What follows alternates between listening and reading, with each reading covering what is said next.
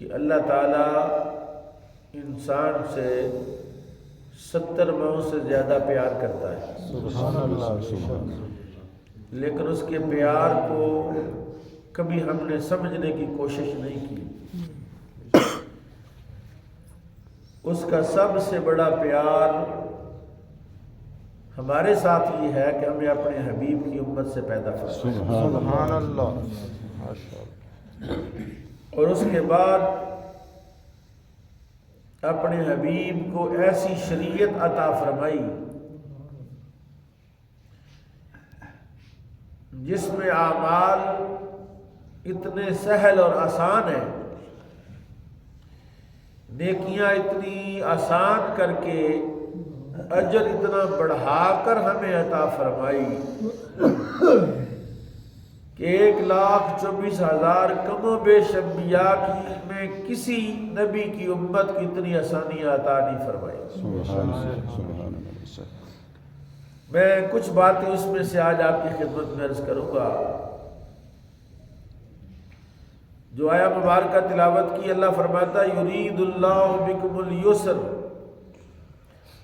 اللہ تمہارے ساتھ آسانی کا ارادہ فرماتا ہے۔ سبحان اللہ، آپ اندازہ کریں کہ جب اللہ نے آسانی کا ارادہ کیا ہے، ہمیں مشکل میں نہیں ڈالا ہے، پریشانی میں مبتلا نہیں کرنا چاہتا ہے، تو جو احکام اس نے ہمارے ذمے لگائے ہیں، نماز ہے، روزہ ہے، حج ہے، زکوٰۃ ہے، عشر ہے، فطرانہ ہے، حقوق العباد ہیں، اس میں اتنی آسانیاں اللہ نے ہمیں عطا فرمائی ہے۔ یہ جو ہمارے مسیحی بھائی ہیں، عیسائی جن کو آپ کہتے ہیں، حضرت عیسیٰ علیہ السلام کو ماننے والے ہیں، ان کی شریعت میں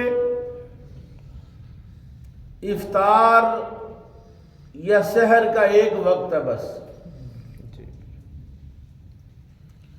جب انہوں نے روزہ افطار کرنا ہے ستارے دیکھ کر، سورج کے غروب پر افطار نہیں کرتے، سورج غروب ہونے کے بعد جب ستارے نظر آتے تب افطار کرنا ہے، جب تک جاگتے رہیں تب تک کھا سکتے ہیں، جیسے ہی نیند آ گئی روزہ شروع ہو گیا۔ اللہ تعالیٰ نے کس قدر آسانی عطا فرمائی ہے کہ ہمارے آقا و مولا امام الانبیاء صلی اللہ تعالی علیہ وسلم فرماتے ہیں عجل الفطر واخر السحر، افطار میں جلدی کرو اور سحر میں تاخیر کرو، تاکہ روزے کے آغاز سے کچھ دیر پہلے کھانا پینا چھوڑو، تاکہ کم سے کم بھوکا رہنا پڑے، اور افطار بھی جلدی کر لو۔ عجل الفطر واخر السحر، سورج غروب ہوا ہے تو فوراً کچھ کھا لو پی لو۔ اس قدر آسانی ہے، اس قدر آسانی ہے کہ میرے آقا مولا امام الانبیاء صلی اللہ علیہ وسلم فرماتے ہیں کہ روزہ دار کوئی بھول کر کوئی چیز کھا لے اور اسے روزہ یاد نہ ہو، اس کا روزہ ٹوٹتا نہیں۔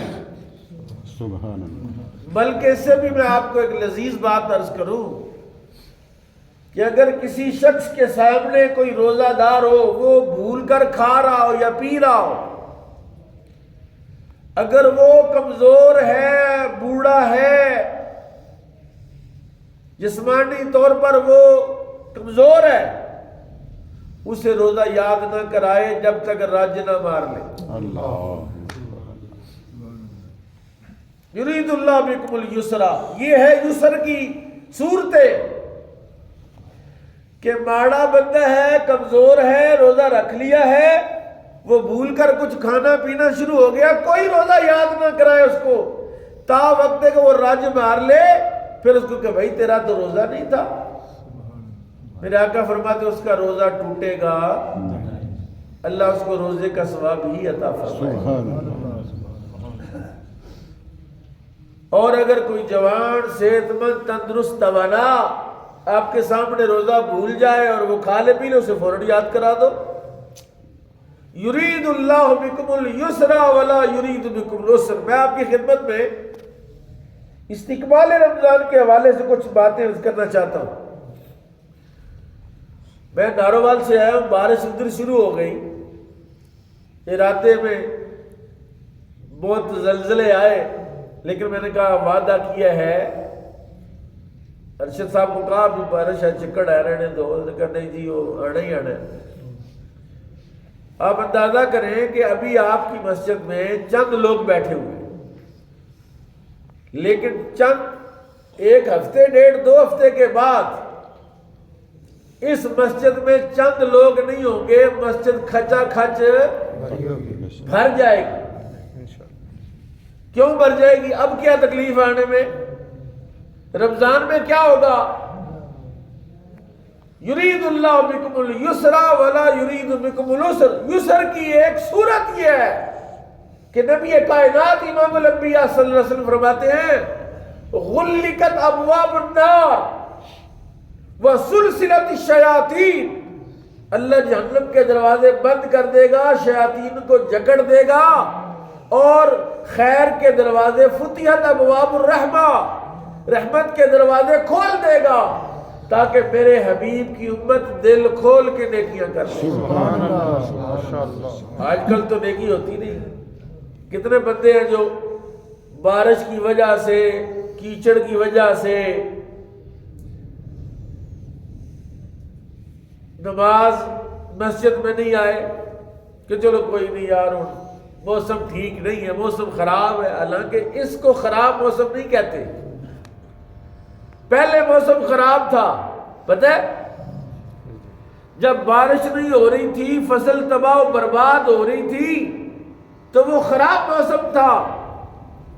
اب بارش ہو رہی ہے تو یہ بارش نہیں ہو رہی، ٹنوں کے حساب سے اللہ رزق نازل فرما رہا.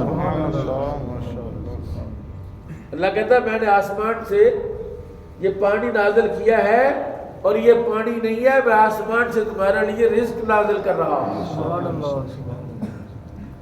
لیکن بہرحال ابھی شیطان کے شکنجے میں پھنسے ہوئے لوگ